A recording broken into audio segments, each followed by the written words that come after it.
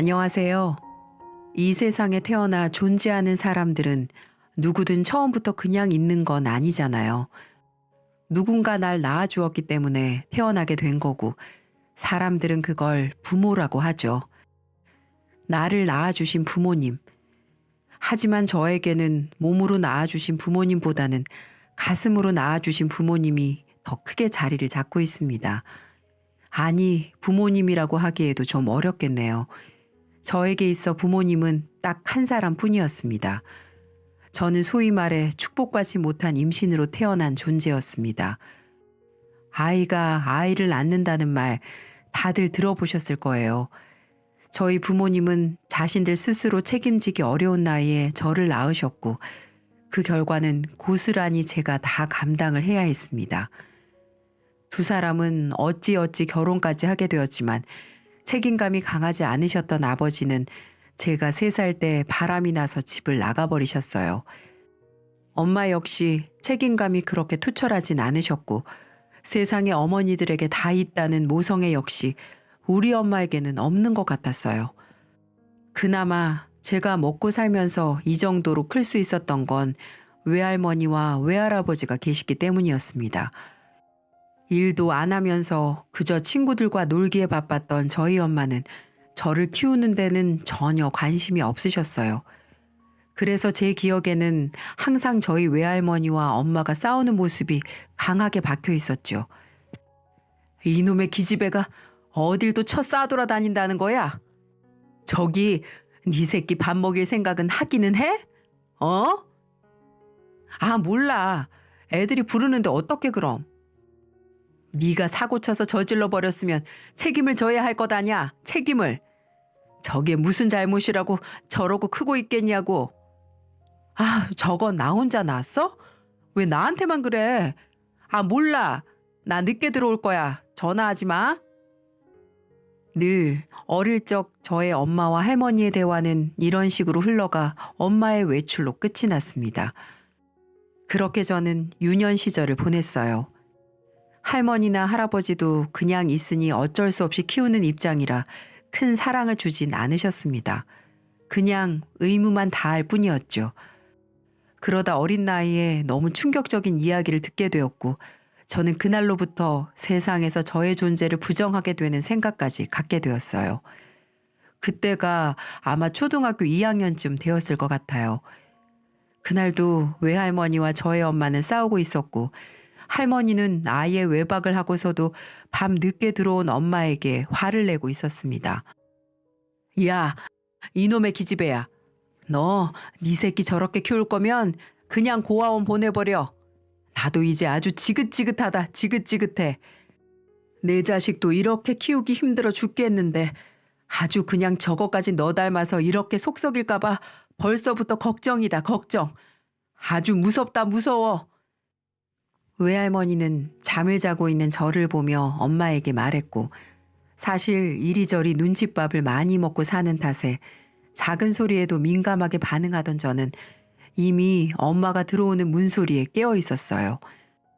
하지만 다시 잠들기 위해 눈을 감고 있었을 뿐이었는데 외할머니는 제가 자고 있다고 생각을 하시고는 엄마에게 그런 말씀을 하신 듯 했습니다. 그때 저는 저의 존재가 정말 사람들에게 쓸모없는 존재, 귀찮고 걸림돌이 되는 존재라는 걸 알게 되었죠. 내 인생은 왜 이럴까? 정말 수많은 고민들을 한 채 저의 자존감은 낮아지고 낮아지면서 성장을 하게 되었습니다. 그러다가 중간에는 제가 초등학교도 졸업하기 전 엄마도 집을 나가버리고 저는 계속해서 할머니, 할아버지와 함께 살았습니다. 엄마가 집을 나가시고 나서도 우울한 유년기를 보냈어요. 그리고 나서 성인이 되어 대학도 포기한 채로 저는 직장부터 다녔습니다. 하루빨리 이 지겹고 삭막한 집에서 나가고 싶었거든요. 악착같이 돈을 모으면서 지내던 와중 회사 안에서 마음 맞는 사람을 만나게 되어 결혼까지 하게 되었어요. 그 사람은 형제도 많고 부모님에게 사랑도 많이 받아 굉장히 성격이 따뜻하고 품이 큰 사람이었습니다. 저는 외로운 성장기를 보내면서 까칠한 외할머니 밑에서 컸기 때문에 저 역시도 성격이 남들보다는 조금 까칠한 부분이 컸어요. 하지만 그런 점도 저의 남편은 다 받아주더군요. 솔직히 말해 저한테 이렇게까지 헌신적일 필요가 없었는데도 남편은 저를 많이 아껴주고 사랑해 주었죠. 시댁 역시 마찬가지였습니다. 두 분 다 성품이 좋으셔서 그냥 자식 대하듯 저를 잘 대해주셨어요. 친정복은 없었지만 시댁복을 타고난 것 같다고 생각하며 지내던 도중 저는 또 한 번의 친정 쪽으로부터의 불행을 겪어야 했습니다. 남편과 저는 결혼 후 얼마 안 돼 그동안 서로 이야기를 하던 사업 아이템으로 사업을 하게 되었어요. 평소 얼굴이 많이 까칠하고 예민하던 저는 아주 순한 제품들만 얼굴에 바를 수 있었기 때문에 가끔씩은 집에서 천연재료를 모아 화장품을 만들어 쓰곤 했었어요. 그러다가 더 깊은 관심이 생기게 되어 전문적으로 해보고자 화장품 조제관리사 쪽에 대학 공부도 다시 하면서 화장품을 만들어 판매하게 되었습니다. 처음에는 공방으로 시작해 소소하게 판매를 하던 것이 인기가 점점 좋아지고 나니까 인터넷 쇼핑몰 쪽으로 들어가게 되었고 그 안에서도 꽤나 장사가 잘 되어가고 있었습니다. 남편과 시작한 작은 사업이 점점 번창하게 되면서 저희 가정에 모이는 돈도 많아지게 되었죠. 그래서 전 그래도 키워준 정이 있어 외할머니에게 용돈을 넣어드렸어요. 엄마가 절 워낙에 어린 나이에 낳았기 때문에 두 분 다 정정하시긴 했지만 그래도 손녀된 입장으로 점점 늙어가는 모습을 보이시는 게 마음이 좀 아프더라고요. 그래서 사업이 어느 정도 되기 시작하면서부터는 적지 않은 용돈을 양가에 보내드리면서 저희 나름의 효도를 하고 있었어요. 하지만 그게 이렇게 큰 참사를 불러올진 몰랐어요. 어느 날 남편이 노발대발하면서 집으로 들어오더군요. 워낙에 성품이 온화한 사람이기 때문에 화를 내는 걸 거의 못 봤었는데 어쩐 일인지 집에 불같이 화를 내며 들어오고 있더라고요. 아, 진짜 내가 어이가 없어서 그런 인간도 부모라고. 어머 여보, 무슨 일이에요? 왜 이렇게 화가 났어요? 당신 그동안 도대체 어떤 삶을 산 거야? 장인 장모님 그런 사람들이었어? 그래도 나는 당신 외조부님도 진짜 너무한다고 생각했지만 장모님이 그런 사람이라는 걸 알고 나니까 진짜 너무 화가 나서 참을 수가 없어. 아니, 우리 엄마요? 그게 무슨 소리예요? 우리 엄마는 나 어렸을 때 집 나가셨다고 했잖아요. 어떻게 알았는지 우리 사무실로 찾아왔더라고. 그리고는 다짜고짜 돈을 내놓으라는 거야. 그동안 장모한테 인사도 없이 딸 데리고 갔으면 그 죄값 돈으로 치르라나 뭐라나. 뭐라고요? 누가 그랬다고요? 저는 믿을 수 없는 소리에 너무 당황해서 말도 꺼낼 수 없었습니다. 초등학생 시절에 저를 버리고 떠나버린 엄마가 어떻게 저의 소식을 알았는지 저희 사무실까지 찾아왔다는 소리를 듣고 저는 경악할 수밖에 없었어요. 출처는 당연히 외할머니를 의심할 수밖에 없었고 전 곧바로 외할머니에게 전화를 걸어 물었습니다. 할머니, 혹시 엄마한테 제 얘기 하셨어요? 엄마한테서 연락 온 거예요? 무슨 소리냐? 나는 모른다. 네 엄마가 어떻게 나랑 연락을 한다고 하는 거야? 너 어릴 때 도망가서는 코빼기도 못 봤는데. 근데 엄마가 어떻게 저희 회사까지 찾아올 수가 있어요? 말이 안 되잖아요.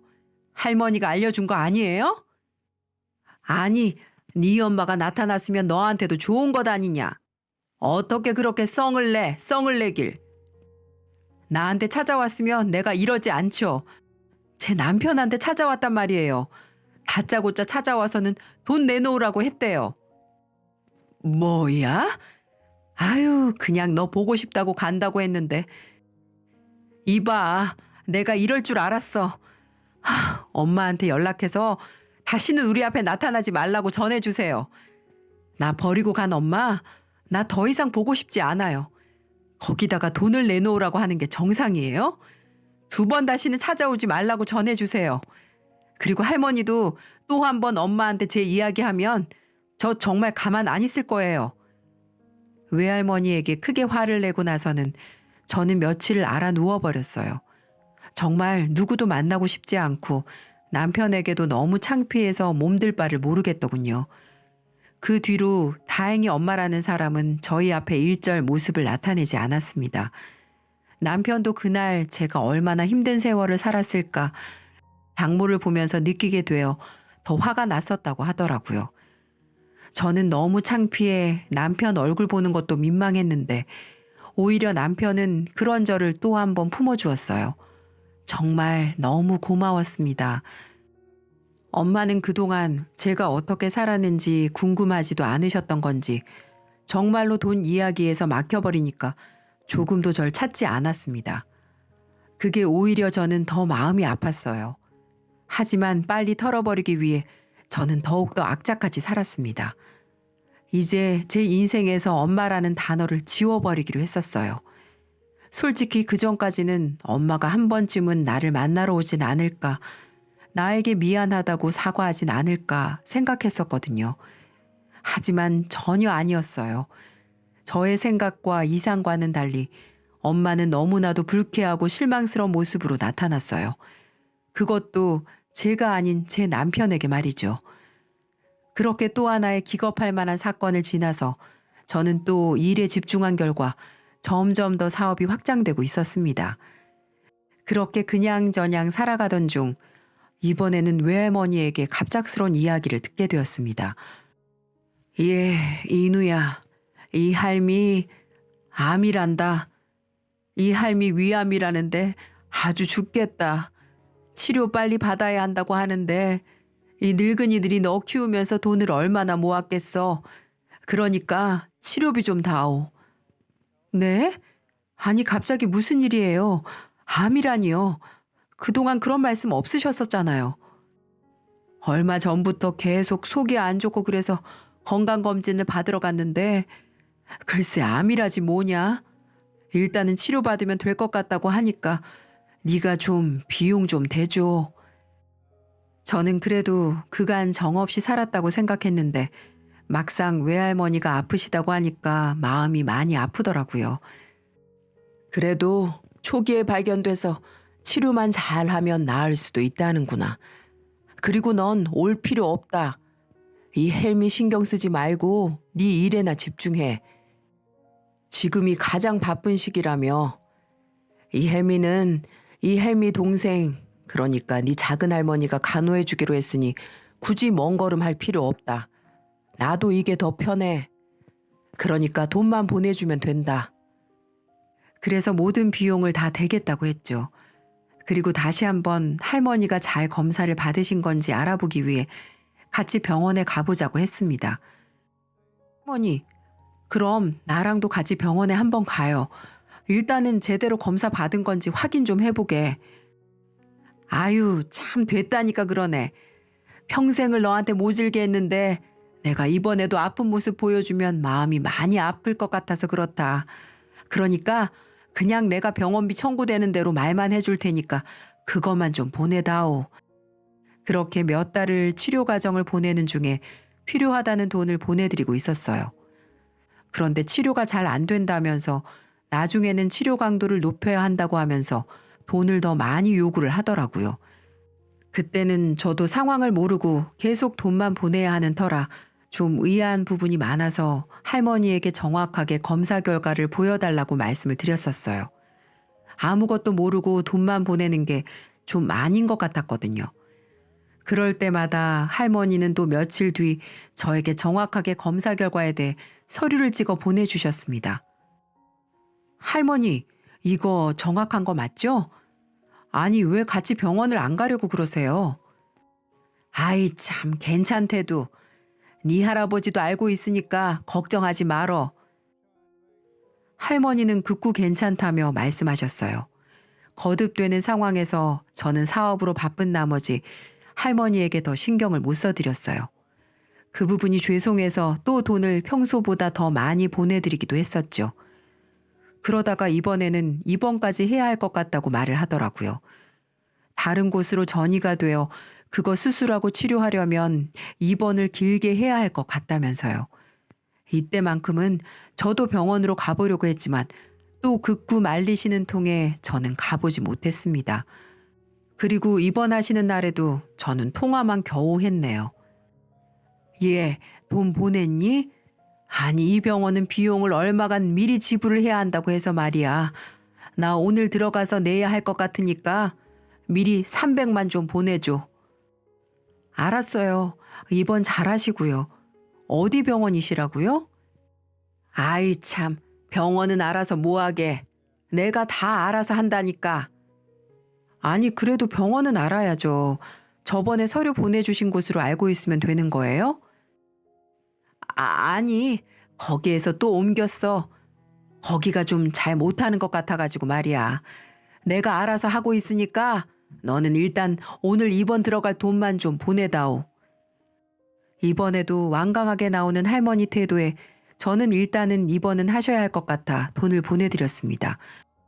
그리고 며칠 동안 연락을 안 하다가 그래도 제 외조부모라고 할아버지 혼자 식사는 잘 하시고 계실까 싶어 외할아버지가 살고 계시는 집으로 찾아갔어요.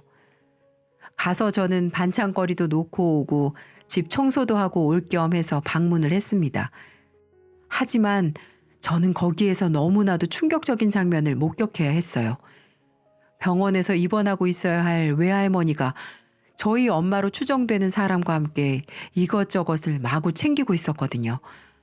현관문이 열려 있어 듣게 된 둘의 충격적인 대화가 저의 귀를 강타했습니다. 아유, 참 고깃집에 그냥 돈 보내달라고 하면 곱게 보내주면 될 텐데 아주 그냥 무슨 말이 그렇게 많아서 자꾸만 이것저것 묻는다 물어.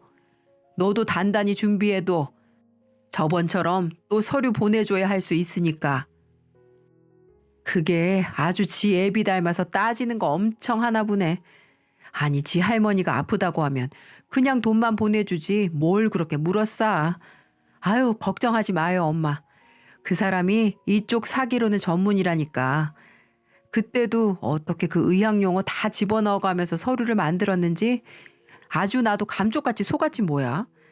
이번에도 단단하게 준비하고 있으니까 이제 엄마는 그때 말한 2천만 원만 얘기 잘 할 준비하고 있어요. 저는 너무 놀랐습니다. 이 이야기만 들어보면 그동안 할머니는 엄마와 함께 작당을 하고 저에게 사기를 치고 있었던 거였고 그동안 보여주었던 병원 서류들도 전부 다 위조된 것들이었죠. 저는 이 충격적인 사실을 듣자마자 곧바로 할머니를 불렀습니다. 할머니, 지금 여기서 뭐 하고 계시는 거예요? 도대체 지금 하시는 소리가 전부 다 무슨 소리예요?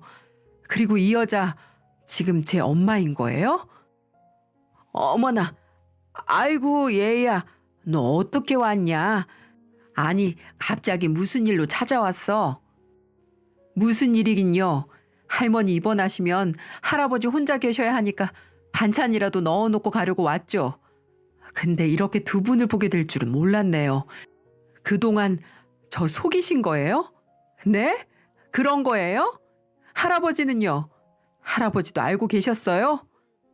저는 너무 충격을 받아 더 이상 말을 이어가지 못하고 따지기만 했습니다. 그리고는 경찰서에 곧바로 엄마와 할머니를 신고하려고 했어요. 그랬더니 누군가가 저를 저지했습니다. 놀랍게도 저희 할아버지였어요. 됐다. 멈춰. 그만둬. 할아버지. 신고를 하려는 저를 말리시는 할아버지를 보고 저와 외할머니, 엄마 모두 다 깜짝 놀라고 말았어요. 다른 의미에서 말이죠. 여보, 당신 지금 일 나갈 시간에 여기에서 뭐 하고 있는 거예요? 하, 내가 당신 이럴 줄 알았지. 이놈의 여편네, 네 정신 나간 거사. 너, 이누, 당장 이 집에서 나가, 빨리. 네? 할아버지, 어떻게 그렇게 말씀을 하실 수가 있어요? 저더러 나가라니요. 잘못한 건 저 두 분이라고요. 말 안 들어? 당장 나가지 못해? 할아버지는 막무가내로 저를 현관문 밖으로 몰아내시더니 마당에 있던 이상한 큰 통을 하나 들고는 집 안으로 가서 멀뚱하게 당황해 서 있는 두 여자에게 부어버리셨어요. 그리고 그 통 안에 있는 내용물의 정체를 알기까지는 그리 오랜 시간이 걸리지 않았습니다. 이게 무슨 짓이야? 이게 뭐야 대체? 놀랍게도 할아버지가 외할머니와 엄마에게 쏟아부은 건 동물의 것인지 사람의 것인지 알 수 없는 오물들과 음식 쓰레기들이었어요. 현관문을 활짝 열어놓은 채로 잔뜩 흥분에 들어가 뿌리셨기 때문에 저는 모든 과정을 다 지켜볼 수 있었습니다. 이 양심도 없는 것들아! 어디 할 짓이 없어서 지 딸하고 손녀를 등쳐먹으려 들어? 내가 둘 다 애초에 싹이 노란 건 알고 있었지만 이렇게까지 막 나갈 줄은 몰랐지. 이 노망난 것들아! 그제서야 할아버지는 휴대폰을 들어 경찰서에 사기꾼들을 잡아놨다며 신고를 하셨어요. 그 뒤로 저는 경찰서에서 조사를 받고 나와 정말 힘없이 남편의 부축을 받아 집으로 돌아가려고 하고 있었습니다. 저는 모든 것을 같이 지켜보고 겪은 할아버지도 볼 힘이 없었어요. 그래서 인사도 대충 하고 넘기고는 집으로 가려고 하고 있었어요. 더 솔직한 심정으로는 왜 지금에 와서야 이렇게 저의 편을 들어주시고 엄마와 외할머니를 신고해 주셨는지 알 수가 없었어요. 너무나도 혼란스러웠죠. 그런데 집에 가는 저를 할아버지가 잡으시더라고요. 얘야, 인우야, 이 할애비랑 잠깐 얘기 좀 하자. 무슨 이야기요? 잠깐이면 된다. 저는 할아버지의 부탁을 거절할 수 없어 일단은 근처에 있는 카페로 갔습니다. 그리고 남편과 함께 앉아 할아버지를 마주보고 있었고 얼마간의 침묵이 흐른 뒤 할아버지는 놀라운 것을 저희 앞에 꺼내놓으셨어요. 자, 이거 받아라. 이게 뭐예요? 내가 평생 모아온 돈이다. 솔직히 얼마 안 돼. 내가 그동안 너한테 부모 노릇 못하고 산 게 평생 한이 맺혔었는데 이제야 이렇게 갚게 돼서 정말 미안하다. 네? 아니 이게 또 뭐예요, 할아버지? 사실 계속 네 할미가 이상했어. 네 엄마는 자꾸 찾아오는 것 같은데 별소리를 안 하니까 가만두고 보고 있었는데 어느 날부터 나한테 아프다고 하더니만 병원에 다니겠다고 하더라고. 나도 너처럼 속은 거지. 병원에 같이 가보려고 해도 한사코 같이 가질 못하게 해서 처음에는 나도 그러려니 했다가 나중에는 너무 이상하게 느껴지는 거야. 아프다는 사람이 멀쩡하게 집에 앉아서 온갖 것 다 처먹고 있으니까. 그것도 위암인 사람이 말이다. 그래서 좀 더 두고 보고 있었는데 이번에는 글쎄 입원을 한다고 하지 뭐냐. 너한테 돈은 있는 대로 다 달라고 하는데 그것도 마음에 안 들었지만 내가 할 수 있는 게 뭐가 있겠냐. 돈 없고 늙은이 할애비가. 그래서 그때까지는 두고 보고 있다가 입원한다는 소리를 듣고 너무 이상해서 그때부터 혹시 몰라 집에 CCTV를 달아놨지. 내가 지금 용역회사 다니는 건 알고 있지? 그 용역회사 중에서 괜찮은 젊은이가 하나 있는데 나한테 CCTV 사용법을 알려주더라고. 요즘 핸드폰으로도 실시간으로 볼 수 있다고 하면서 말이야. 그래서 확인을 해봤더니 네 할미가 오늘 그러고 있더라. 그래서 순간 눈이 뒤집혀서 우리 현장에서 쓰는 간이 화장실에 있는 오물 다 퍼다가 음식물 통까지 다 뒤집어 엎으면서 부어버렸지. 그리고 이건 내가 그동안 나중에 너한테 돈이 더 모이면 주고 싶어 모아둔 것들이다. 더 늦으면 안 될 것 같아 그냥 주기로 했어. 얼마 안 되지만 받아라. 그동안 이 못난 할애비 용서하고. 할아버지는 그동안 정말 저에게 눈꽃만큼의 애정도 있는 것 같지 않았었습니다. 늘 저에게 모진 소리를 해도 그래도 할머니야말로 저에게 애정이 있어서 그런 거라고 생각해 왔었죠. 하지만 할아버지만큼은 저에게 눈길도 주지 않으셨었는데 그게 다 무뚝뚝한 성품에다가 저에게 면목이 없어 그래왔던 거라고 말씀을 하시더군요. 평생을 할아버지가 저 하나만 바라보며 모아둔 통장을 받으면서 저는 그 자리에서 오열을 할 수밖에 없었습니다. 통장을 건네주면서 본 할아버지의 손이 너무나도 주름져 있었거든요. 저는 그 길로 나에게 있어서 친정복이 없다는 생각을 적게 되었어요. 저를 평생을 생각하며 바라봐준 할아버지가 있다는 걸 이제서야 깨닫게 되었으니까요. 그 뒤로 저는 할아버지에 대한 마음의 응어리를 적고 최선을 다해 효도하면서 살려고 노력하고 있습니다. 저희 외할머니와 엄마는 사기죄로 신고가 들어가 계속해서 고소가 진행되고 있는 상황이고요. 이번에 알게 된 사실은 엄마와 할머니는 엄마가 제가 어릴 적 집을 나간 후에도 꾸준히 연락을 하고 있었다는 사실이에요. 할아버지한테도 속인 채 말이죠. 평소에 할아버지와 사이가 안 좋았던 엄마는 할머니와 연락하면서 지내왔었고, 제가 결혼하고 사업하고 있다는 사실도 할머니를 통해 모든 걸 전해 들었다고 했습니다.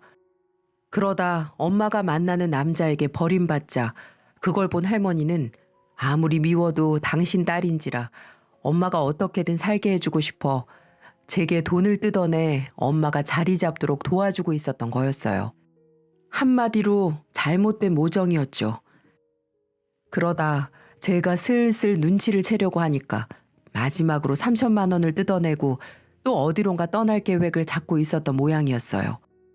할머니는 하나밖에 없는 딸이 불쌍하고 가슴이 아파 엄마의 범죄와 사기에 가담을 한 거였고, 그렇게 이 손녀 저를 두고 본인 딸만 살리겠다고 절 버리고 이용해 먹은 거나 마찬가지였어요. 저는 할아버지가 주신 돈과 제 돈을 보태 저희 집 근처에 작은 집을 하나 얻어드렸어요. 일주일에 몇 번은 들려 반찬도 드리고 그동안 하지 못했던 효도를 하고 있습니다. 할머니는 그 낡은 집에서 혼자 지내면서 법의 처벌을 기다리고 있고, 그 엄마 같지도 않은 여자는 지금 또 제가 신고를 한 걸 알고 도망을 갔더라고요. 대한민국의 법을 우습게 본 걸까요? 보나마나 금방 또 잡혀서 딸을 사기치려고 한 대가는 심판을 받게 될 겁니다. 물론 가족 간의 범죄는 사기 요건이 성립이 안 될 수 있어 불기소 처분을 받을 거라고 말씀하신 분들도 꽤 많으셨는데 전 상관없어요. 어차피 제 인생에서 제가 앞으로 누굴 도와야 하고 누굴 과감하게 정리해야 되는지 명확하게 알 수가 있었으니까요. 할머니는 아직도 제게 미안하다는 사과 한마디 안 하고 계세요. 그깟 돈 지금껏 키워준 값으로 치면 되지 않느냐고 오히려 제게 소리를 꽥꽥 지르고 계시고요. 저희 엄마 얘기를 하면서도 니네 엄마가 너를 낳지 않았으면 너는 이 세상에 존재하지도 않았다면서 엄마를 두둔하고 있고요. 그런 얘기를 하실 때마다 엄마에게 외할머니가 어떻게 세뇌를 당하셔서 그러는지 참 답답하기도 합니다. 할아버지는 근처에 모시고 살면서 얘기를 들어보니 그동안 살면서 할머니에게 폭력도 당하고 무시와 폭언에 많이 힘드셨다고, 그래도 참고 인내하고 버티며 살았는데 피부치 같은 당신 손녀에게 할머니하고 엄마가 사기를 친다는 사실을 알고는 연을 아예 끊을 각오로 이번에 그렇게 행동하셨다고 하네요. 차라리 남은 인생 혼자 사는 게 더 편할 것 같다고 하시면서 말이죠. 그 말씀을 들으며 이제는 할아버지의 진정한 가족은 저와 남편이 되어드리기로 했습니다. 그렇게 저의 정말 파란만장한 게 많았던 삶은 막을 내렸어요. 그 속에서 나름 진짜 가족을 찾을 수 있었네요. 앞으로는 저희 할아버지한테 평생 효도하면서 살려고요. 또 무뚝뚝하신 할아버지에게 저도 많이 표현하려고 노력하고 있습니다. 제 남편도 시부모님들도 할아버지께 모두 잘해드리다 보니 할아버지 얼굴도 예전보다 많이 좋아지셨고요. 이게 바로 얼마 전의 일이네요. 전 이제야 진정한 가족의 의미를 조금씩 알아가고 있는 것 같아 행복한 하루하루를 살고 있습니다. 여러분들도 가족들과 항상 행복하시고 진정한 가족의 의미가 뭔지 한 번쯤 되새겨보는 것도 나쁘지 않을 것 같다는 생각이 드네요. 저도 이 가족 깨지 않도록 더 가족을 위해 열심히 잘 살아보겠습니다. 감사합니다.